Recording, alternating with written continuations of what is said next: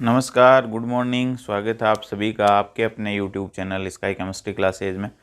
आज की क्लास में देखेंगे एनसीईआरटी चैप्टर 1 का एक्सरसाइज 1.29 एथेनॉल के ऐसे जलीय विलयन की मोलरता बतानी है आपको जिसमें एथेनॉल का मोल अंश है 0.040 और जल का घनत्व है इकाई 1। तो अपन विलयन का आयतन मान लेते हैं। विलयन का आयतन बराबर 1000 ml बराबर 1 लीटर। तो विलयन का द्रव्यमान भी क्या हो जाएगा, 1000 ग्राम हो जाएगा। विलयन का द्रव्यमान, क्योंकि आयतन और द्रव्यमान बराबर होंगे तो घनत्व इकाई आ जाएगा। द्रव्यमान क्या है, 1000 ग्राम है।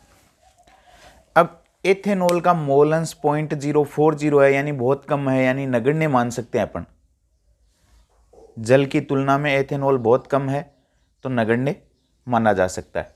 अब देखो अपने पास मोल अंश का फॉर्मूला होता है। एथेनॉल की मोल अंश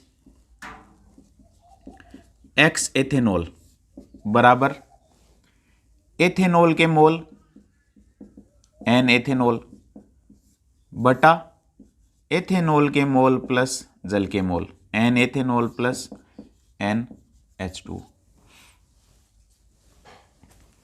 एथेनॉल के मोल नहीं है अपने पास, वही तो ज्ञात करने।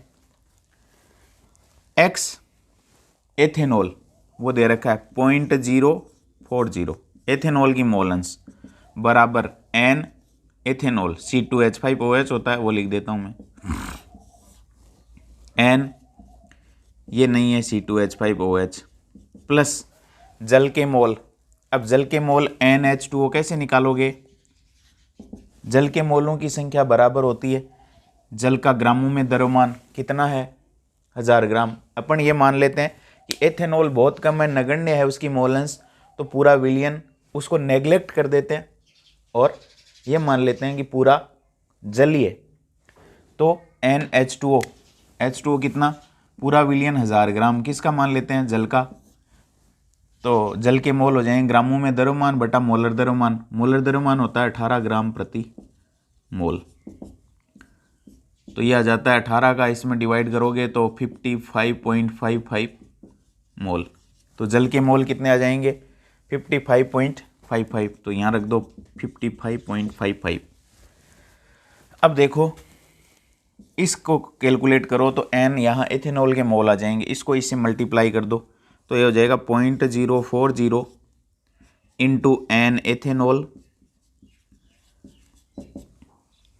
प्लस 55.55 इंटू 0.040 बराबर NC2H5OH एथेनॉल के मोल।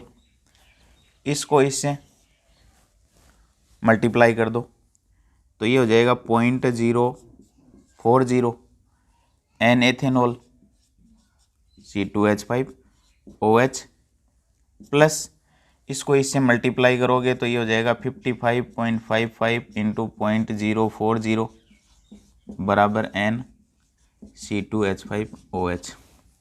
इसको मैं, क्योंकि इसमें भी N एथेनॉल है उसमें भी N एथेनॉल है, तो इसको उठा करके पक्षांतरण कर दूं तो ये हो जाएगा 55.55 इंटू 0.040 बराबर, इसको उठा करके उधर ले जाएंगे तो N एथेनॉल C2H5OH माइनस 0.040, ये माइनस का हो जाएगा, उधर जाएगा तो NC2H5 यानी एथेनॉल के मोल। अब एथेनॉल कॉमन आ जाता है, इसको 1 से गुणा करके रख दो तो एथेनॉल N एथेनॉल कॉमन आ जाएगा, तो ये हो जाएगा बराबर NC2H5OH कॉमन ले लिया, इधर एक बच गया, इधर ये 0.040 ये आ जाएगा, और इसको इससे ये हो जाएगा NC2H5OH इंटू एक में से इसको घटाओगे तो 0.96 बराबर हो जाएगा 55.55 इंटू 0.040 ये प्राप्त हो जाएगा। 55.55 इंटू 0.040। अब एन एथेनॉल के मोल आ जाएंगे कितने, इसको मल्टीप्लाई करोगे तो ये आ जाता है 2.22 इतना प्राप्त होता है। तो 2.22 बराबर NC2H5OH इंटू 0.96। एन एथेनॉल के मोल क्या आ जाएंगे, 2.22 के अंदर 0.96 का भाग दे दो तो ये आ जाएंगे 2.31 NC2H5OH इतना आ जाएगा।